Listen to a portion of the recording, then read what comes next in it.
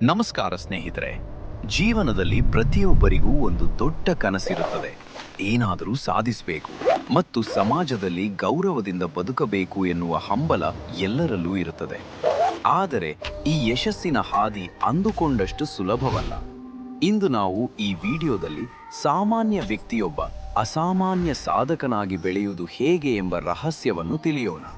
ಯಶಸ್ಸಿಗೆ ಮೊದಲ ಮೆಟ್ಟಿಲು ಶಿಸ್ತು. ಜಗತ್ತಿನಲ್ಲಿ ಕೇವಲ ಪ್ರತಿಭಾವಂತರು ಮಾತ್ರ ಗೆಲ್ಲುವುದಿಲ್ಲ.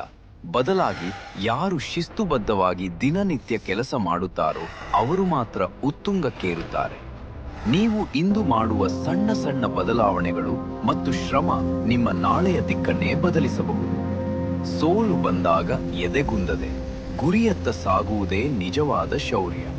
ನೆನಪಿಡಿ, ಸಮುದ್ರದ ಅಲೆಗಳು ಶಾಂತವಾಗಿದ್ದರೆ ನಾವಿಕನು ಎಂದಿಗೂ ಸಮರ್ಥನಾಗಲು ಸಾಧ್ಯವಿಲ್ಲ.